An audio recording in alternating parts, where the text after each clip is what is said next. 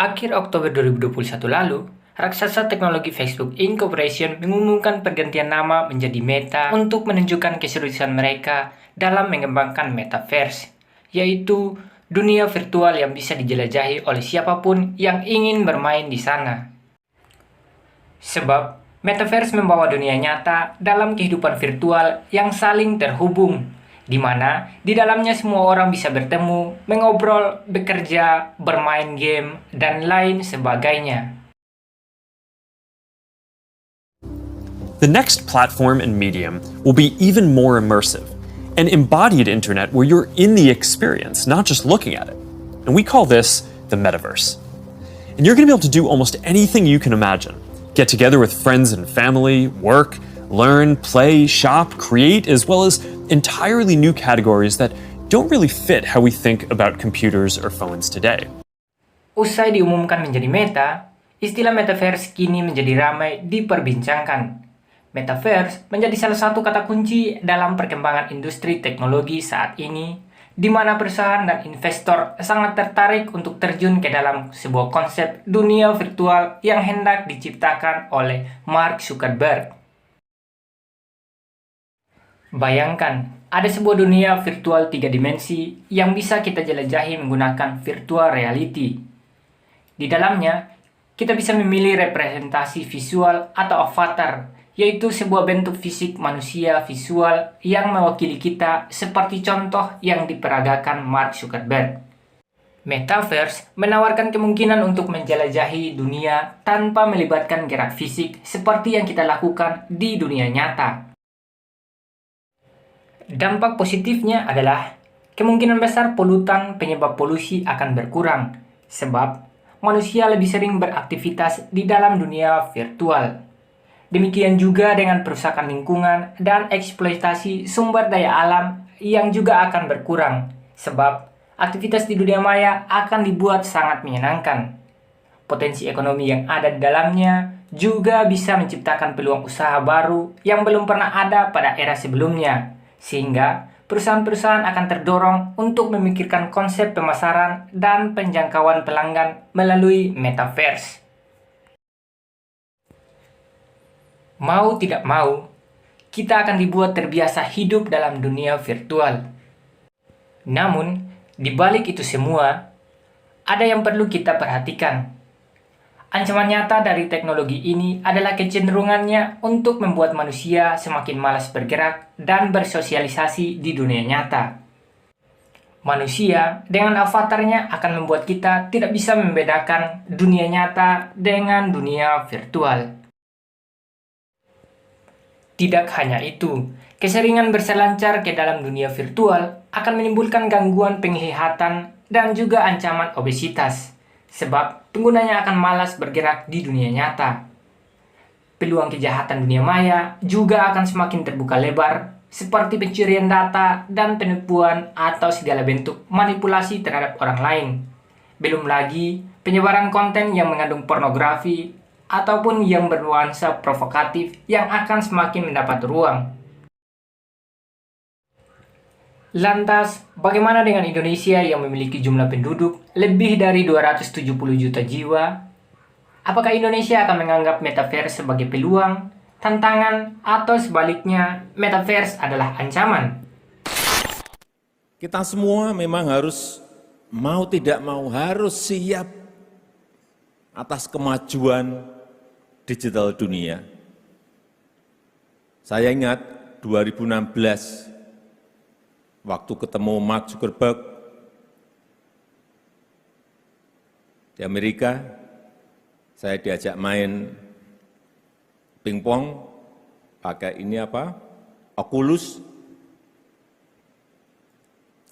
Dia memberitahu ke saya, Presiden Jokowi, ini nanti dalam 10-15 tahun lagi akan muncul seperti kita main pingpong ini, setiap orang nanti bisa beli lahan virtual, bisa bangun bisnis virtualnya sendiri, dan juga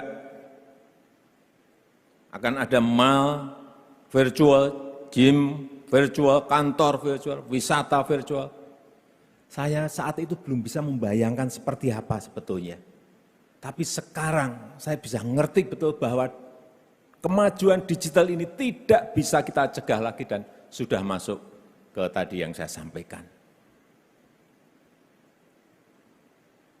Perusahaan-perusahaan besar juga berlomba, perusahaan dunia, untuk membangun metaverse.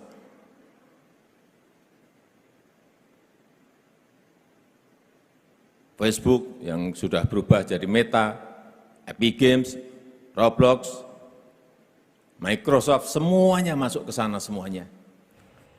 Saat ini, Indonesia berada pada periode di mana struktur penduduknya didominasi oleh mereka yang berusia produktif, sehingga bisa menjadi peluang untuk mendukung beragam aktivitas perekonomian Indonesia. Indonesia memiliki potensi besar karena memiliki jumlah penduduk yang sangat banyak. Semakin banyak manusia, semakin banyak tenaga kerja, semakin produktif dan makmur suatu peradaban. Dalam hal perkembangan ekonomi digital, kelompok usia produktif yang berada dalam range usia ini bisa membantu proses transformasi ekonomi digital di dalam negeri. Apalagi pada 2030 hingga 2040, Indonesia diprediksi akan mengalami masa bonus demografi, yakni jumlah penduduk usia produktif yang berusia 15 hingga 64 tahun lebih besar dibandingkan penduduk usia tidak produktif yang berusia di bawah 15 tahun dan di atas 64 tahun. Artinya, dengan proporsi demografi seperti ini, bukan tidak mungkin proses transformasi ekonomi digital akan lebih cepat di Indonesia. Namun, kini kita sedang berada pada zaman modern, di mana tenaga manusia perlahan-lahan tergantikan oleh teknologi, mesin, komputer, robot, ataupun artificial intelligence. Apalagi, di masa pandemi ini, revolusi industri dipaksa lahir lebih cepat karena semua sektor harus menyesuaikan diri sebagai akibat manusia kebanyakan hanya di rumah saja. Semua sektor yang berbasis manual beralih pada kegiatan berbasis digital, mulai dari sektor pendidikan, ekonomi, hingga layanan kesehatan. Internet menjadi kebutuhan pokok masyarakat dalam menjalani kehidupan dengan gaya hidup baru yang muncul akibat pandemi. Maka saat ini, salah satu aset yang paling berharga yang dimiliki manusia pada zaman modern ini adalah otaknya sendiri. Tapi, bagaimana dengan negara yang sumber daya manusianya masih rendah, namun memiliki populasi penduduk yang sangat banyak? Bayangkan suatu negara yang memiliki populasi yang sangat banyak, namun kualitas manusianya rendah. Negara-negara yang memiliki sumber daya manusia rendah seperti ini hanya akan menjadi target pasar negara-negara maju yang memiliki masyarakat berkualitas baik. Sebab, memiliki populasi banyak dengan kualitas manusia yang rendah adalah bencana di zaman modern. Negara-negara ini akan dimanfaatkan oleh negara-negara yang jauh lebih maju, mulai dari eksploitasi kekayaan alamnya karena kualitas manusianya yang rendah, hingga akan dijadikan pasar untuk mencari keuntungan. Hal ini kemudian menjadikan negara berpopulasi banyak dengan kualitas sumber daya manusianya yang rendah akan terus menjadi miskin. Akibat dari kemiskinan ini akan melahirkan sumber daya manusia yang berkualitas rendah juga, sehingga permasalahannya hanya akan berputar pada kemiskinan dan kualitas sumber daya manusianya yang rendah.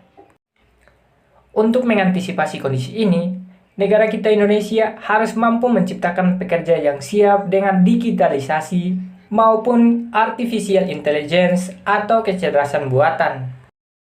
Para pekerja perlu berlatih lagi bahkan berganti-ganti keterampilan untuk terus bertahan di tempat kerja.